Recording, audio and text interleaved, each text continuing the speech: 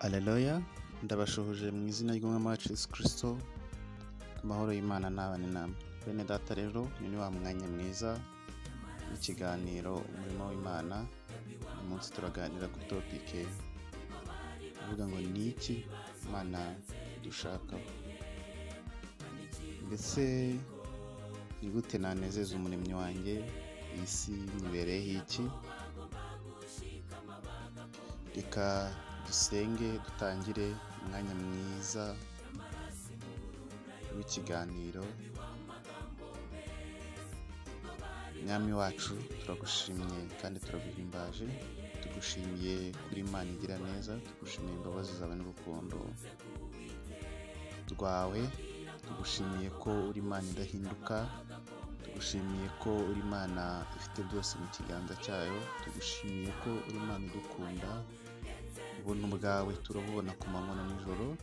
Niyo mpamvu rero tugiye mu mwanya mwiza wo kuganira ku cyo dushakaho. Turakwemereye, ngwino ubane natwe, ngwino ubane n'imitima yacu, ngwino uhembure ubwoko bwawe, ubane n'imitima y'abakurikiye iki kiganiro, kugira ngo kibe icyo kubahembura, kibe icyo kubasubizamo imbaraga, kandi buri umwe wese yumva abohokeye imbere yawe, yumve amenye icyo umushakaho. Reka rero data, byinshi tutavugiye mu ijambo ryawe, byinshi tutavuga mu kanya gatoya dufite, uze kugenda uganire n'imitima y'abantu icyo bashakaho, kuko uri Imana ibera hose icyarimwe. Turakwemerera rero, reka ibyo ushaka kandi ushima akomeze kubiduhana n'abera bose mu izina rya Yesu Kristo, amen. Bene data rero, twinjiye mu mwanya mwiza w'ikiganiro. Reka tuganire kuri iyi topike ivuga ngo ni iki Imana idushakaho. Buri gihe umuntu ahora yibaza uburyo yanezeza umuremyi wiwe. Inshuro nyinshi cyane umuntu ahora yibaza ngo mbese isi nibereyeho iki? Byinshi cyane abantu bibaza, inshuro nyinshi ntibabibonera ibisubizo kubera impamvu zitandukanye. Uyu munsi rero nagira ngo tuganire ku cyo Imana idushakaho. Mbese ni gute wanezeza umuremyi wawe? Hari ibintu byinshi bituma abantu batanezeza umuremyi wabo, kuko hari byinshi bibaho bidutunguye nk'abantu tukananirwa kubyakira, kandi wenda bigomba kubaho, ari ibiriho kamere, ari ibiza nk'impanuka.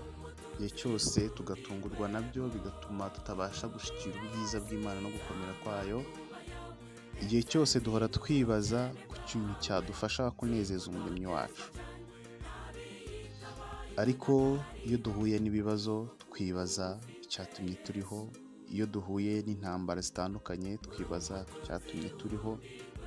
Rimwe na rimwe guhura n'intambara z'uburyo butandukanye bijyanye wenda n'ibyo umuntu akora, bijyanye na sosiyete umuntu yakuriyemo cyangwa akoreramo, byose bigenda bigena imbaraga afite, ubushobozi afite, ubumenyi afite, ariko byose ntibidushoboza gushyikira ubwiza bwo kunezeza umuremyi wacu no kumenya icyo Imana idushakaho mu by'ukuri. Rimwe na rimwe tujya duhura n'intambara z'uburyo butandukanye, guhemukirwa, bigatuma tubana n'ibikomere byinshi kandi bikomeye. Abantu benshi twamaze kwinjira mu isi yubakiye ku buhemu, ku binyoma. Umuntu asigaye ahemukirwa n'umuntu w'inshuti ye bwite, inshuti yiwe magara, umuvandimwe wiwe. Rimwe na rimwe n'ababyeyi ntibatinya guhemukira abana babo, uwo mwashakanye. Ibyo byose bigatuma umuntu agira ibikomere kandi bikomeye cyane, bituma atabasha gukurura ubwiza bw'Imana, atabasha kumva uburyo bwo kunezeza umuremyi wiwe. Mbese utekereze, uramutse ukorewe nabi nawe ugakora nabi, uramutse uhemukiwe n'inshuti yawe nawe ugahita ufata gahunda yo kujya uhemuka. Rero uyu munsi ndagira ngo nkubwire ngo ntago kuba umuntu yaraguhemukiye ntabwo bisobanuye ko nawe ugomba guhemuka, kuko nk'umukristo hari icyo usabwa kugira ngo unezeze umuremyi wawe, umenye icyo Imana igushakaho. Hari icyo usabwa. Mbese byagenda bite abantu bose bahemukiwe baramutse bahemutse nabo, abantu bose banzwe nabo baramutse banganye? Bivuze ngo abantu bagira imitima noneho nk'inyamaswa, ntibabe bakiri abantu. Niyo mpamvu rimwe na rimwe ijambo ry'Imana ridusaba kunesha. Reka dusome ijambo riri mu Baroma ibice 12, dusome umurongo wa 21. Reka twihuse dusome ubutumwa bwiza Pawulo yandikiye Abaroma, umurongo wa 12, igice cya 21. Ikibi cyo kukunesha, ahubwo unesheshe ikibi icyiza. Bene data, iri jambo ryongeye kutwibutsa ngo ikibi cyo kutunesha, ahubwo tunesheshe ikibi icyiza. Ufate yuko uramutse uhemukiwe nawe ugafata gahunda yo guhemuka, abantu bahinduka inyamaswa. Ntabwo baba bakiri abantu, ntabwo baba bagifite ubumuntu, ahubwo baba batakaje ubumuntu bwabo.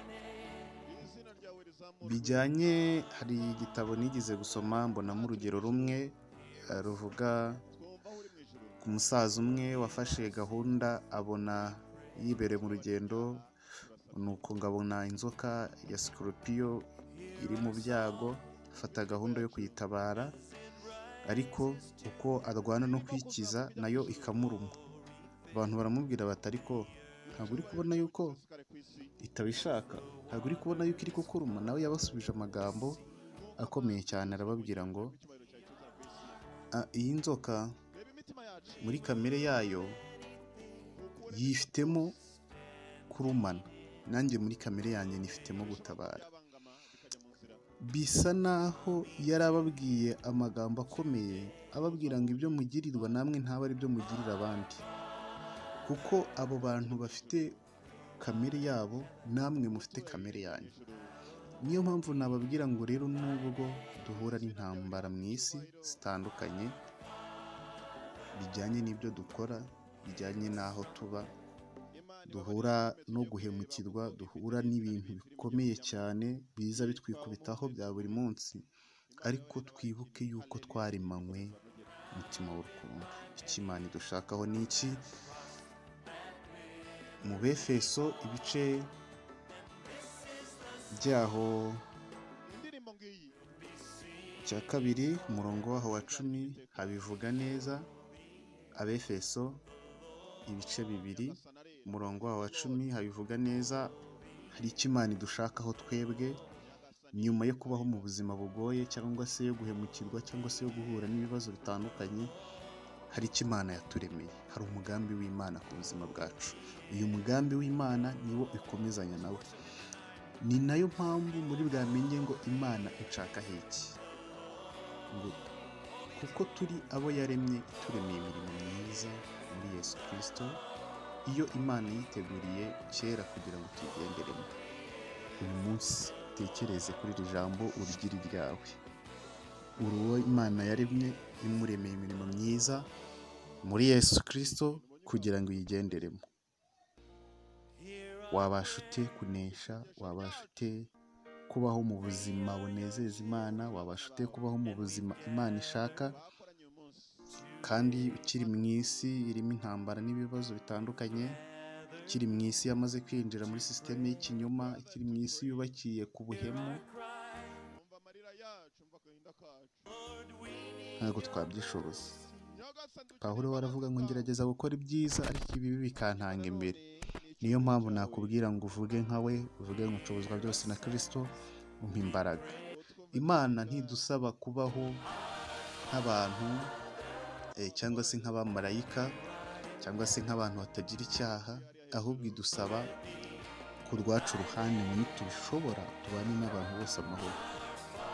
Wowe ubwawe, nta wundi muntu yabwiye wowe ubwawe, nubishobora ku rwawe ruhande ubane n'abantu bose amahoro. Nubwo abantu hari igihe badashaka amahoro, ubwo wenda hari ibishobora kuza bihungabanya bidashaka amahoro cyangwa se bigamije kubuza abandi bantu amahoro, ariko wowe ubwawe ku rwawe ruhande ubane n'abantu bose amahoro.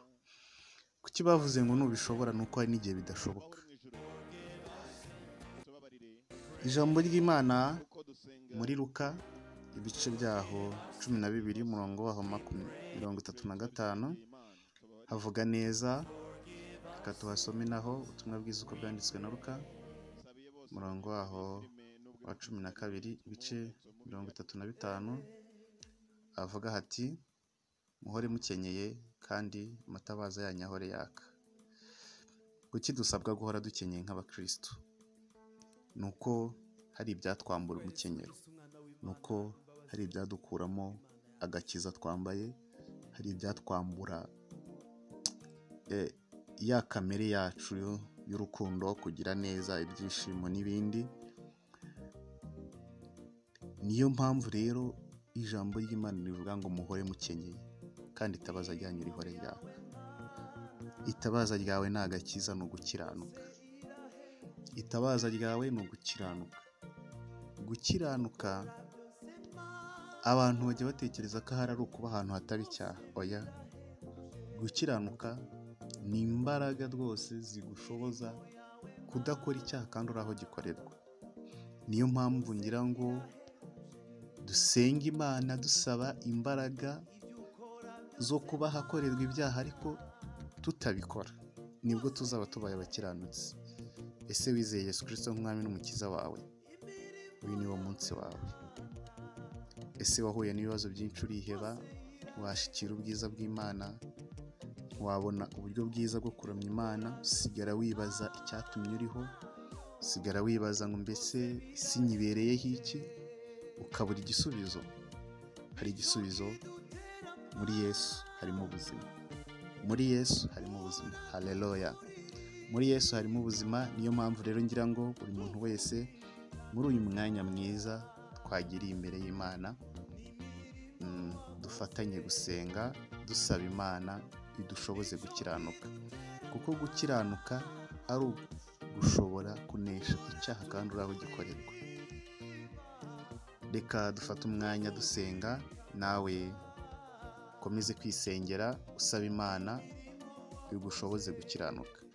Data, turagushimye kuri Imana igira neza, turagushimye ko ujya umenya aho twacitse intege, turagushimye ko ujya umenya aho imbaraga nkeya zacu ziri, turagushimye ko ari wowe ufite byose mu kiganza cyawe. Turakwemereye rero, ngwino wowe utwiyoborere, ngwino imbaraga zawe n'urukundo rwawe bitwiyoborere, ngwino umwuka wera wawe ategeka aganze, kuko ubwacu tutabasha kwiyobora.